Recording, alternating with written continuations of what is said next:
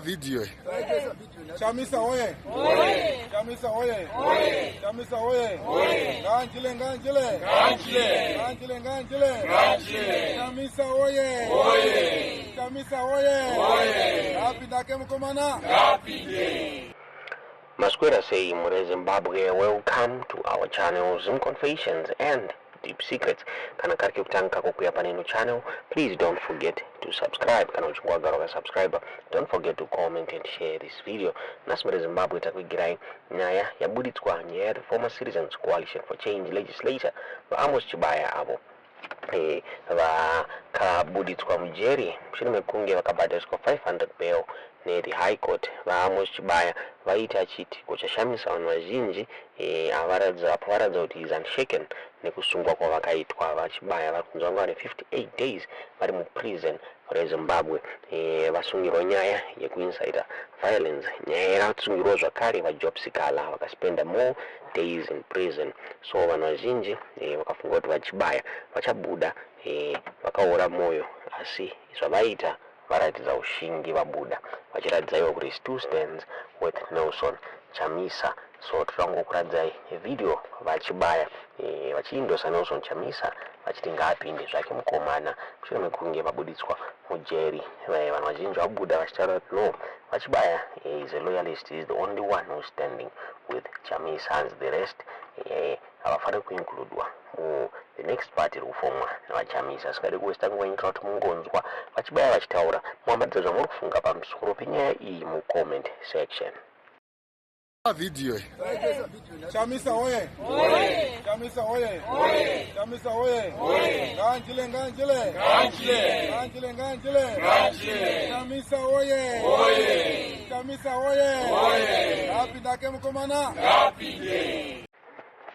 Ndofunga mangowanzwira mega vachibaya mureZimbabwe varatidza kuti is not even shaken nezvaakaitwa nebato reZANU-PF. So Justice Mandaza vaka-order the former Mukoba MP kuti vadeposit 500 US with the clerk of court kuHarare Magistrate reZimbabwe. Vakataurwa ivo vachinzi he should report once every 2 weeks at the CID Law and Order Division muHarare. Vachibaya vakaudzwa zvakare kuti vasachinje his usual address, varamba vachigara pamba pavari kugara ipapo, uyezve vasawanikwe vachiinterfere nemawitnesses mureZimbabwe. Vachibaya vakapiwa mhosva yekuincita mafellow CCC activists kuti vange vachicommita violence apo vaadressa maactivists eCCC outside the Harare Magistrate Court avo vaienda vachinosapota vaJameson Timber and other activists akarambirwa bail muna June this year.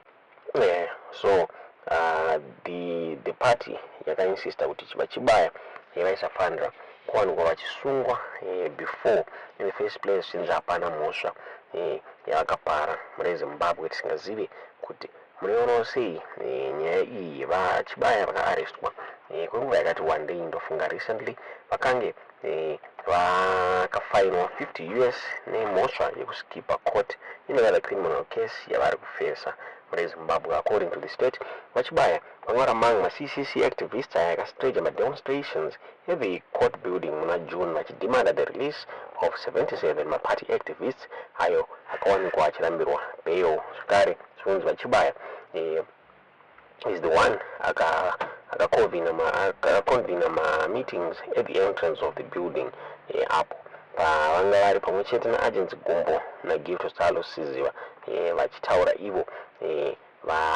about ZANU-PF since they should release 77 activists akasungwa. So during the meeting vachibaya vari kunzi vakaincita violence apo vakataura mashoko ekuti chiregime chinotya vanhu chikaona vanhu chinobvunda, havana kuwina ma-elections, togona kufuma tava kutonga. Zimbabwe haisi ZANU-PF. Zimbabwe is not even Mnangagwa dynasty. Zvekumbunyikidzwa vanhu zvinofanira kupera. Ndomhosva ndomwe dzavakataura vari kupiwa mhosva vachinzi incited violence to ma-citizens mureZimbabwe. Zvakare zvikunzi vachibaya vakaendera mberi vachiinvita ma-citizens kuti vauye in large numbers kuti vaonekwe vachi pusha the government kuti varelease their colleagues Zimbabwe Mushure Mekunge Mujeri. So nyaya yakabuditswa neZimlive vachitaura vachiti former Citizens Coalition for Change legislator Amos Chibaya has finally been granted 500 bail by the High Court.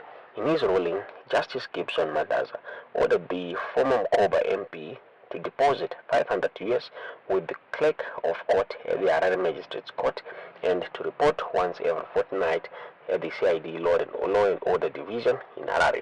Chibaya was also ordered to continue residing at his usual residential address and not to interfere with witnesses. The firebrand politician is accused of inciting fellow CCC activists into committing violence, and he addressed them outside the Harare Magistrates Court, where convicted party faction leader Jameson Timber and dozens more had been denied bail in June this year.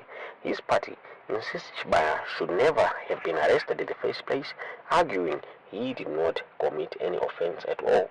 We won't celebrate persecution and suppression of freedom of association. He shouldn't have been arrested in the first place.